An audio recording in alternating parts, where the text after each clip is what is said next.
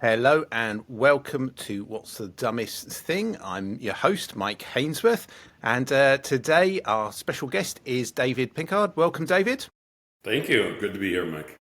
So this podcast is all about some of the dumbest things that we've seen within a cybersecurity context, of course, and there are also some of the things that we think are the bare minimum that any organisation should be undertaking to ensure that they've got the best practice possible for their own security structure or posture.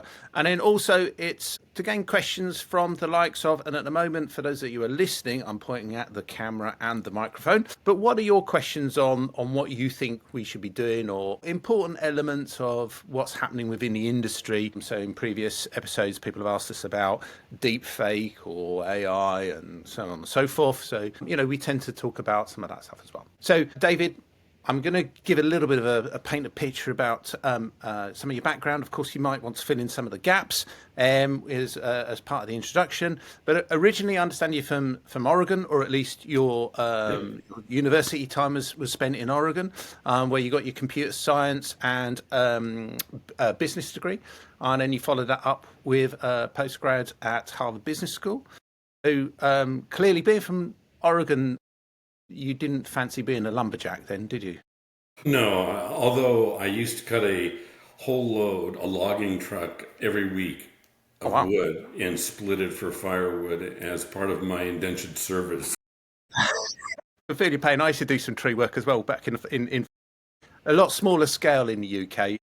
Yeah, I did. My original degree was in agriculture and forestry, so I used to do some production forestry in the UK. But yeah, it's not. It's hard work. I mean, those guys, the guys who do the serious logging can do some serious. They're physically very fit. Anyway, that's a little bit of a rabbit hole. Didn't mean to go down there. So you've also been involved with cybersecurity and IT tech startups in that sphere since early 2000s. You've worked within product development and strategy as a VP within a number of key companies. And so you've overseen some massive growth within those companies, commercial and, of course, I suppose, customer as well, perspective. So you've been, they've been a part of some tremendous growth, I guess, in that respect. But right now you're with a company. We actually work with this company. I'm not going to mention the name purely to be a little bit, to ensure we maintain our vendor neutrality. But look, if you go onto LinkedIn and you search Dave Pinkard, then you're going to find it with a tiniest bit of effort, I'm sure. But I think, what's important is looking at what you're currently doing in your heading up the development team in terms of product development and what that means. Certainly from the perspective of gaining feedback from your customer base, you're going to get have a lot of insight of what the industry is actually asking for in terms of moving forward. So I'm not sure if that's a good or not overview of where you're at. I think also I should have mentioned that the organisation that you're working for is actually providing services along the lines of protecting against or helping to mitigate against risks such as insider threat, employee monitoring or productivity, data loss protection, and so on. So I think, is that fair? Is that a fair summary, do you think? Oh, it's a brilliant summary, Mike. Thank you. And I did do a stint too at a cybersecurity company where I led product management there for 5 years. So it gave me a lot of insight and built out some other tools. And we have the biggest of big companies who are our clients. Cool. No, that's good. So before we get stuck right in, I'm just going to do a little bit of housekeeping because it's always fun to remind everybody watching that there's going to be a thummy thing popping up on the screen, and then there'll be a subscribe button and then also a comments button. So for those that you're interested in, please do like and subscribe. Obviously, the subscribe button enables us to tell you when the next episodes are and keep you updated.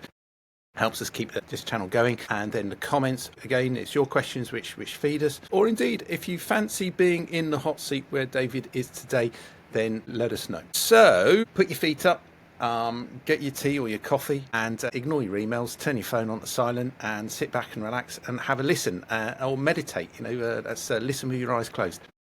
And then we'll kick off with the first question. So David, what's the dumbest thing that you've seen within a cybersecurity environment? And to be fair, some of our customers are really, in the UK, 99% of small businesses are less than 10 users. And so, it scales from being very, very small to tens of thousands of employees. And I get that if you're delivering a security posture for one of those two extremes, it's going to be entirely different. But have you seen kind of things which are generic across the board, or would you say that there are some things which are more prevalent within different sized entities? Well, since you kind of have the very small that you talked about and the big, I'll give you there's a long list of dumb things, but I'll give you two that are kind of funny. One is, I was going into a server room. There was a sticky tag for the admin password that says password, like, Awesome. and like, I can just take over the system. And this is a general server room where, people were racking all their gear. And I was just there to go and work on my system. So, like, I can obviously take over that whole company. That is, when you asked me this question, I was like, well, that is probably the most dumbest one I've ever seen. And I'm really surprised the amount of people that come up with that one, because you'd think that, I mean, okay, let alone that it's on a post-it note, but then also you've got the fact that it's just password 123 or 1234. And it's like, come on, guys, even just changing it to the reverse of password, Something. wouldn't it? But anyway, there you go. Okay. Yes. Then on the other extreme, when I was running cybersecurity and vulnerability management, a lot of large companies have hundreds of thousands of vulnerabilities. So the big challenge is, so out of all of those, which ones are really the high out of the high? And that is if there's an exploit kit on the internet. So that means just like, your grade school child can use this kit to attack. And for a very large company, I said, you have one of these you need to fix because you're going to get attacked. And it still sat there for like a year. And then they called me during holiday, Christmas break, and said, we have been attacked here. And I'm like, yes, I know, my friends. I've been telling you it's coming, because it's like very easy. It takes somebody 15 minutes to attack you. And Mike, this was a huge company with, multi-million dollar IT. And so it kind of ranges, across the whole space. But really, the truth of the biggest breaches usually start because of something that simple human error. And that doesn't, just what they do opens themselves up to be attacked. Do you think then that if it's simple human error, is that a process thing, in terms of that organisations don't take that into account enough? Well, if they just actually had a little bit of a process there to take into that kind of door moment that we all suffer from, right? Yeah. It's very easy.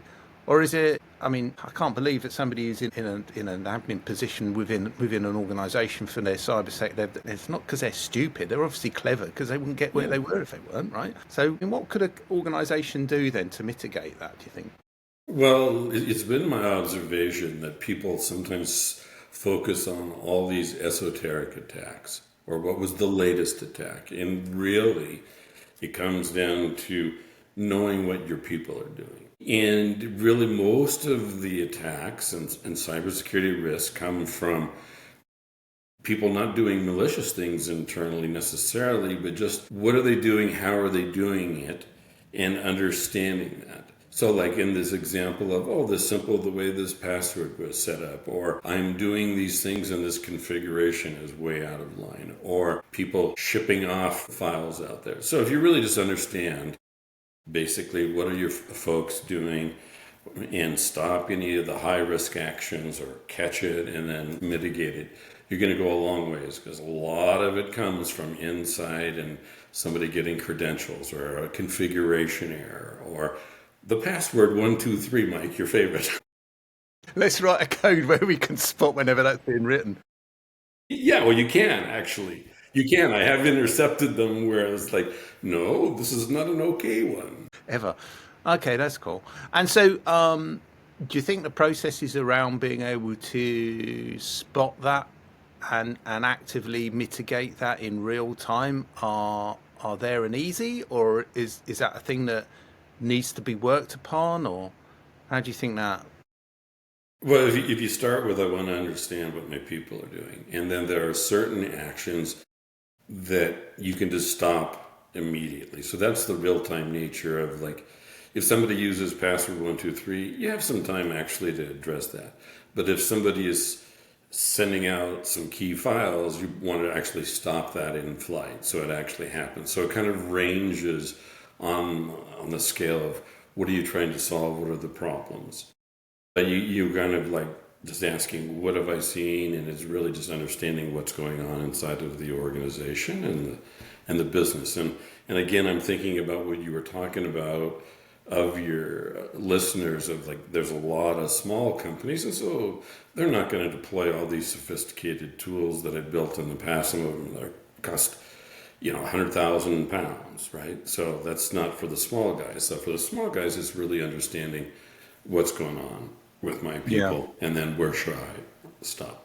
I always find it remarkable, that stat. 99% UK business, that's registered businesses within Companies House, are less than 10 users. You think, geez, they talk about the UK being a nation of shopkeepers. And I think I kind of like that, because I think I've got this whole kind of thing, got nothing to do with cybersecurity, but I think there's this whole kind of concept of, big is best. And I think, if you've got a really strong, active middle class that's got a lot of entrepreneurs doing an awful lot of things, then overall that's better for the economy rather than a very, very heavily concentrated pinnacle of wealth, which, we've seen that in the Dark Ages, in the Middle Ages, and throughout history, and it's never really worked that well for everybody. So, but still, if you're in a startup, unless it's funded, if you're bootstrapping, there's only so much you can do, and you've got to be very, very key about where you put your money. Absolutely. And I think that's a big challenge for some entities. Obviously, if you've got funding, then you've got funding, and you can apportion some of that to what you're doing. But okay, so look, a little bit of a sidetrack there, but. And I think we might have kind of started to touch on the second question, which is going to be, what would you recommend as being the bare minimum of what we should try and implement within our business to at least start, having some grounding in a more efficient cybersecurity kind of posture, regardless of, given that we've got these two extremes that we've just started discussing? I really think it's as I start with my hypothesis of understanding what your people are doing. So it's like the real-time monitoring of what's going on inside, what are people doing day to day. And from that, you understand, where are my risks coming from? Or did somebody respond to a phishing email and give up credentials? Did they send out something that they shouldn't have? And now my customer list just got emailed out and my small little business is at risk. So the real-time monitoring, and it's not a big budget to do that. The real-time monitoring of what are your people doing and understanding. And then, as you said, you can block. If you want to block this customer list from going out, you can. Or if you want to go back in time and look at what did somebody do, you can see where a risk was exposed. Because if you have the real-time monitoring, you can go from the very beginning to the end, and you don't need like 8 cybersecurity tools to do that. So that's what I tell my friends, because I'm currently in Las Vegas. We're in the United States, so a lot of small businesses here. We really mirror the UK. We're just a child of the UK. In one state, you kind of have got about the size of the UK, I should imagine. No, but it's the same kind of thing. Like, most of our GDP in the US actually comes from small businesses. Right. Well, okay, that's interesting. So it's interesting when you when you hear about the likes of BlackRock and Mr. Fink with his 11 trillion assets under management. You kind of, and you think about that, and that's like 11 trillion out of the GDP of, like, I don't know, what, 20 or 30, what you're at the moment, isn't it? You kind of sit there and think, well, everything's centered around these large organizations. You kind of can get into, it's easy to get into that kind of mindset, but actually it's, it's the smaller entity that's actually driving business. So, yeah. Kind of went down another. This is not an economic discussion, is it? I don't know. I keep distracting you. I think I apologize. No, you're right. My bad. Because I was wanting to ask another cybersec question, but it's kind of lifted from my memory. I'll tell you what. Let me just go on to another. Let me just remind the audience about the liking and subscribing effect. So I'm sure we're going to have some graphics punch up as we usually do. So hit the like button and then follow along the screen, and you'll find the subscribe. And again, if you want to ask a question or drop us a comment, then please do. Okay, I've remembered now. So we've talked about monitoring. Look, we mentioned what you guys do within that space, and the way I hear you talking about this now, it is about mitigating risk and helping overcome some of the threats that we have, particularly inside a threat, which is often accidental. It's not deliberate, although there are malicious examples. But I mean, Coca-Cola had their incident in 2012 when the Chinese kind of got inside, and it took the FBI to come and tell Coca-Cola what was going on. That was a phishing exercise that an executive fell for. So you've got a bunch of training questions there, but then also you've also got, well, could you have been, if they had been monitoring, would that have solved the problem? And I guess one of the things that I find when I talk about this to organizations that don't already do it is they get a bit, I don't know if you have this in America, but we have Marmite in the UK. It's a spread that you put on toast or bread, and it's made out of yeast. So it's kind of very salty and quite bitter. Now, some people really like it and some people absolutely hate it. Now, I think it's the spawn of the devil. So, of course, you can see where I'm from with that one. So I don't like it. But so we have this saying, it's you kind of Marmite with the opinion of this monitoring the workforce. And I think with the Europeans and their glorious GDPR have kind of made this quite a sensitive issue about human rights and data protection, all that kind of stuff. How do you navigate that when talking about, look, there's a solution here to help alleviate some of these problems, as opposed, and then that juxtaposition of this is an infringement. This is all, I hate this kind of big brother is another term that people throw up. So I'd like to hear your thoughts on that, please. Well, what I would recommend that people do is just be very transparent, explicit of this is what we're doing, so people understand this is what we're looking for. Why are we doing it? And then there are also, like I was talking with a customer yesterday, for example, who the consumer said that, your agent took my credit card information and went and used it at a merchant, down here. And so you guys stole my credit card information and used it. And by the monitoring information, he actually said, well, we proved that this person didn't do it. For example, they watched the end to end of what the person was doing. There was no delay, like him copying, time to copy it or write it down. And then in fact, they looked at when the card was being used in person in a store, 4 hours from this person's area where they were using the system. And then they had live data of this guy being on the system. So it was impossible. You can't suddenly travel 4 hours worth in 1 minute, even, if they drive like you might. Yeah, that's right. So my electric car. It's not like you hire people, you expect them to be doing good work, and you're not trying to be invasive, you're just trying to protect, your big or little business. And sometimes it turns out to be really good for the employee, for the consumer, for the business. Yeah, well, that's a classic example of correlation does not indicate causation. Yeah. But yeah, I think that's interesting because it's being able to prove something, really, and it's about whether it's protecting data or it's protecting data, which in this case it was the customer's data, not necessarily the business data, but the business reputation is on the line because it's like, well, you stole my card. No, we didn't. So yeah. Yeah, and the other part to that is, depending on what your policies are and what you want, you can also ignore certain things. So you don't have to collect everything if you don't want to. So you can kind of configure that around, because sometimes there are GDPR type of situations where you want to go through and configure and be compliant with that. Or in the US, California has a different set of privacy rules. So you can obviously do that. Yeah, California is almost as stringent, or if not more, as the Europeans, really. I think, because it's got quite. I remember we was doing some work. So I'm also a GDPR practitioner. Back when the UK was still part of Europe, in that kind of context, we were learning all about that, and then even for this transitory period that went on afterwards. Yeah, so I was having to do some work with an entity which was in Switzerland that was dealing in it was a crypto entity. I was a chief information officer for that, but I was also doing GDPR consultancy prior to that, and we were having to talk to the guys in California because the customers that were in California had to, had to abide by that one, by their regulations, and then you've got the guys in the UK, and then you've got the guys in Europe. It was just, God. And they're all essentially saying the same thing, but they've all got their own nuance of it, and each set of lawyers have got their own validity to justify as well.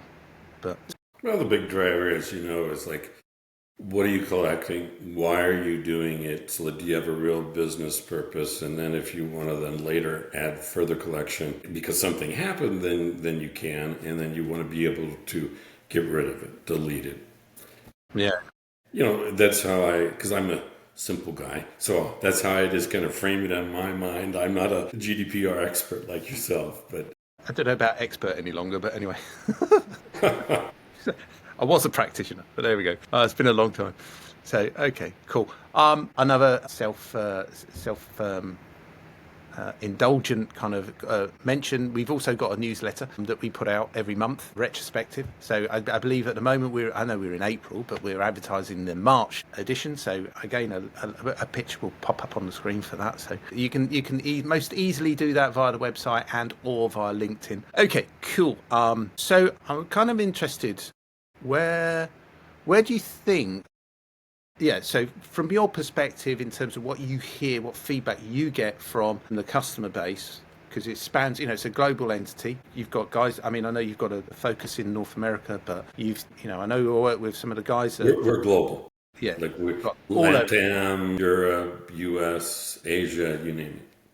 So what sort of kind of requests are you getting? Because this is kind of where the market, this is the market telling you, look, I want this with a flag on it, please. Mm-hmm.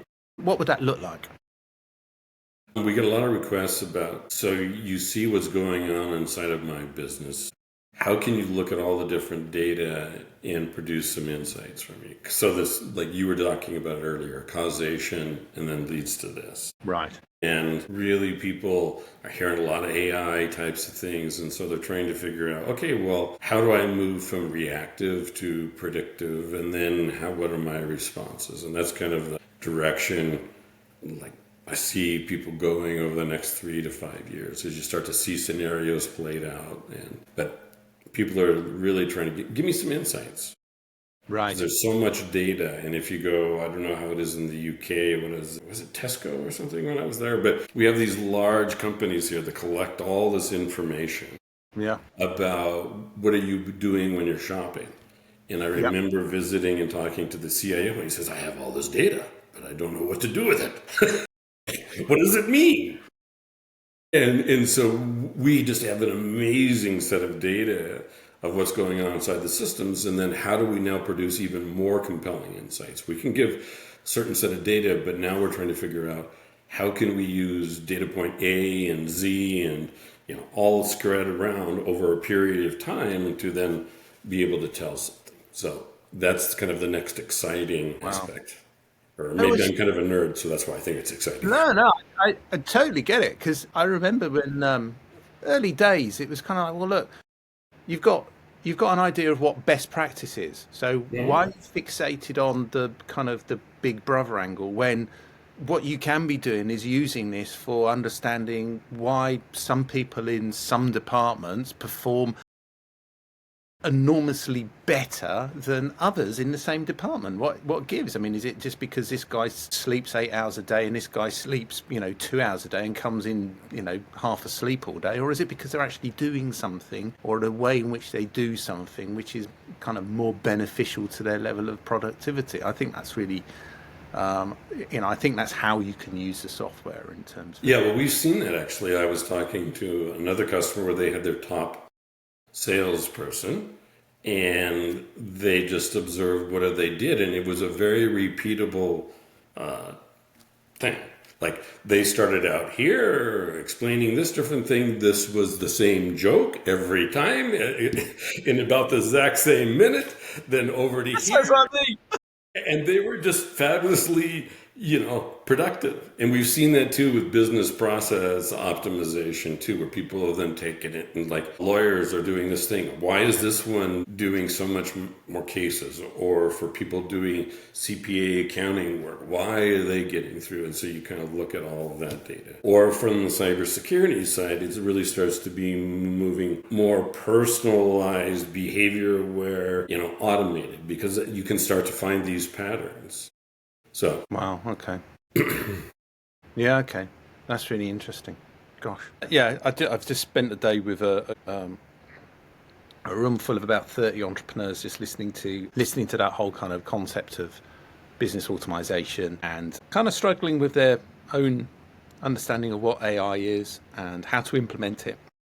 mhm.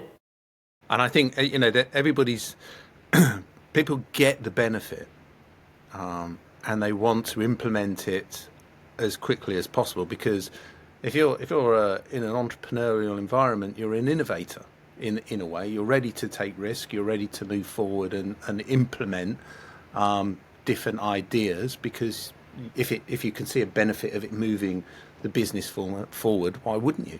And I think people in teams within organisations who have that kind of entrepreneurial spirit are the same. It's okay. I think there's a challenge when you hit a more bureaucratic kind of mentality that I find deeply frustrating. But there you go. Yeah. Okay. Cool. Well, look. Yeah, we've dealt with quite a lot. So I suppose one of the things then. I know. So you kind of went from being you did have that period of 5 years, you said, within the cybersec company, and then you kind of moved into the kind of strategic development role, and then now that you're back within a development and strategy role, yeah, I'm just intrigued. Did you enjoy the break away from the cybersec when you were there? Did you fondly look back and reminisce about the times in cybersecurity, or is it was that like I've washed my hands of that? No, done that one. Thank No, you. I enjoyed it. I've been very fortunate that I've moved through a lot of different domains. And what I found is kind of interesting is you bring the insights, the things you learn in other domain over here. And then you kind of combine it. So it's kind of like fusion cooking, I guess. I don't know, I'm making this up on the fly, Mike, but That's great. fusion cooking. And so like I started out on 3D graphics modeling and using my math background and stuff. And then I went into real-time operating systems, built those things, networking products, all kinds of things. Then did network transparency like products like Citrix, and put together, architected that solution. And video, making TV, video editing, film editing, all types of things. Was at Autodesk doing CAD, CAE. I used to lead Inventor and AutoCAD Mechanical and all that. So lots of different things. And so when you learn a lot of things in cybersecurity and you take it with you as you're doing the other products. And I think mixing these things all together is very interesting. And that's actually what I recommend to my children, is like, take in your career, learn different domains and combine them. That is the Right. new things where they come out of. As you were talking about the entrepreneurs, it made me think of that. Yeah, it's interesting because when you get it's kind of like if you look at a conflicting set of ideas, you get a spark of truth that comes from them, right? Mhm. So Yes, absolutely. in that same context, it's like, well, you get different domains, and then you get a spark of something new which can take your understanding forward. I think Mhm. what I found interesting also looking at your kind of background is that you've also got there aren't, I don't know, typically identify somebody who's heavily technical with staying within the tramlines of that technology, or the confines of it, if you like. Whereas I think you've also transitioned into other areas, and I think that's kind of interesting because you don't get a lot of guys that go from IT into strategic development Mhm. or startup environments in the kind of, how do we get funding? All right, let's do this with the funders. Let's take it from a startup. Let's move it on, and then let's exponentially grow that team so that our sales numbers are, in the 100 million plus kind of role. So that's quite an achievement in its own right, I guess. Yeah, it's been interesting. I remember when I moved from being VP of engineering to VP of marketing, and people are like, "What? This is not," But here, let me just give you this funny example. Is like, okay, we knew we needed this many leads in order to hit this growth. So then I said, okay, where do we get our leads? Well, we go to these shows. Okay. So how do we get the leads? Oh, well, people listen to our presentation. Okay. How many seats are there? How many presentations? Well, that doesn't work. We have to have a bigger booth, this many, and you just work it out mathematically. And then you start to produce the leads. I said, well, I want to be on the cover of a magazine. They said, well, we can't. We've never been on the cover of a magazine. Well, why not? Somebody has to be. So what is the criteria? And this is the very engineering approach to marketing. And Mike, not only, we ended up on 3 covers of magazines with our products, but if you don't just like plan it out and it's just like somebody has to be, so let's help the editors and do it. Or how many leads do you need? And so that's what I talk about, mixing the disciplines. Whenever we were going to do a particular campaign, it's like, well, what's the return? So same is true as like you're talking about cybersecurity. What is something simple I can do that then will give me the result? Show me the real facts. Don't give me the hand wavy thing. And again, I'm talking to a lot of your smaller businesses, but even the bigger ones. If I spend this money, what do I get? That's interesting because I think, so one of the reasons why we started this whole kind of series is because we wanted to give people who are decision makers but aren't necessarily IT some insight, but we also wanted to give opinion from industry for the benefit of IT people who are IT, but they kind of don't trust the people like myself who come from a direct sales perspective, because they're always kind of thinking, you're a salesman, if I shake your hand, I've got to count how many fingers I've got left on mine, And so, or better still, you're a salesman talking to me, I'm IT, you don't know what you're talking about, and I can pull you up on this, this, and this, and this. So obviously what we're offering is something where, it's sound technical content as opposed to wishy-washy. But I guess what you were pointing out there is that you looked at marketing, but with an engineer's pair of eyes. And I think that's which is very practical. It has to be very practical. What are we getting? What are we trying to do? So the same as with the cybersecurity. It's like you were talking about phishing earlier. So like if you watch everything that everybody's doing, the phishings come, most of them from, there are a whole set of accounts. These are the ones that drive phishing. And we're actually even looking at integrating those accounts so we watch and can grab them ahead of time. Right. And not only alert you as it's coming from outside, but this is not a good place to respond from. Right. So just to make it simpler, again, it gets back down to the basics that people can implement and do. When people say, well, you just don't understand, and you're like, you're right, I don't understand. I'm not spending the money until I do. Fair enough. So do you think then that you'll see have I understood you correctly, is the implementation of phishing solutions or being able to combat that going to be part of the development cycle for you guys or not? Yeah, we're going to bring it in and aid people because, as you know, most of the attacks are somebody got the credentials. That is the most straightforward one, like the example I think you cited with Coca-Cola, if that was the one. But that's the most predominant way is somebody got their credentials and now they're in the system. And so if you prevent the credentials and then if you watch what's going on, like even when you're monitoring your users, if somebody signs in and you're not getting any monitoring results, instantly this is not our person. This is not, let's say it's Mike. Mike, this isn't Mike. So we know this is a problem instantly. So you can prevent it. You can also then watch it if you understand what your people are doing, because this is somebody else doing stuff. It's not really Mike. Okay. You see, that's interesting because you've got there's obviously a lot of vendors out there that are sitting there going, well, we do spoof phishing, we do, security awareness training, and so you kind of go down that route, and then they're adding that onto their kind of, whether it's endpoint security or similar, and then but actually, if you've got it kind of in a tool which is already on the network, which is already monitoring and watching what's going on in terms of real-time activity, then that just makes it a lot hotter in its kind of realism, I suppose. Yeah. Well, you brought up a good point, because like with all the hybrid work that goes on now, really the endpoint is the human.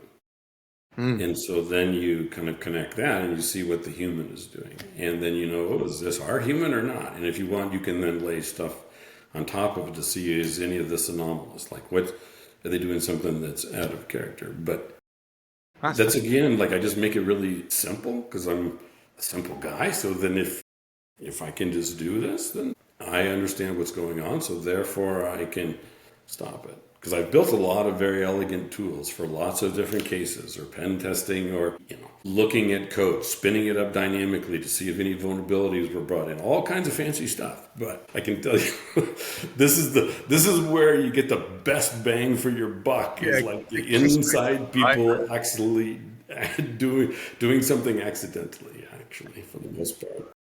Cool. I know another thing that I really like about you guys is the freshness of the code as well.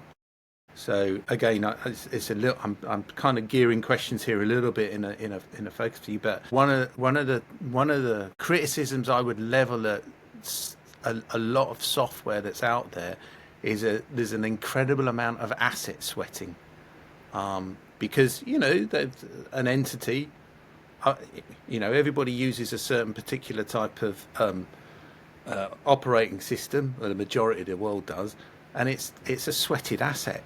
And there's an awful lot of work that goes into developing software, and so it makes sense to get a return on that investment. Then you use that piece of software for as long as you can. But the problem in that is unless you're creating the software, the operating system, as soon as one bit of software updates, well, then your bit of software is out of date. But and I think the freshness of the code of what you guys produce is really important, because it's clean, it's nice, and it's. Oh, thank you. Yeah, we really run fast to keep releasing all the time. Yeah, no, I think that's important, and that's why there's this kind of constant process. That's why you can have this conversation about the whole thing about watching what's going on within the network, and then okay, phishing's the thing that's obviously the almost like the low hanging fruit of what to pick off from, rather than the complicated stuff. But, okay, cool. Oh, look at the time. Oh, okay, so all right, it's been a good 45 plus minutes or thereabouts, maybe 50 even. I know once we let the little AI monkeys in on the editing of this, they'll kind of crunch it all down, and it'll probably be a good 30 minutes of you talking, and maybe a lot less of me going. There you go. So look, I don't know if there's anything else you think we haven't mentioned but we should do. No, I don't know. I think I had so much fun. It was just like chatting with an old friend. So I really appreciate the time. Pleasure here too. So before we sign off and say goodbye, then I've just got to carry on with the self-flagellation of telling you about the likes and the subscribes, and come hit us up on those, and then you'll be able to see where when we get other updates to new episodes. And also you check out the old episodes as well, because there's still some good quality stuff there. If you want to sit where David's sitting now, then please let us know, or just ask us some questions. So thank you very much for your time. It's been an absolute pleasure, and yeah, thank you. All right, splendid. Hit that like.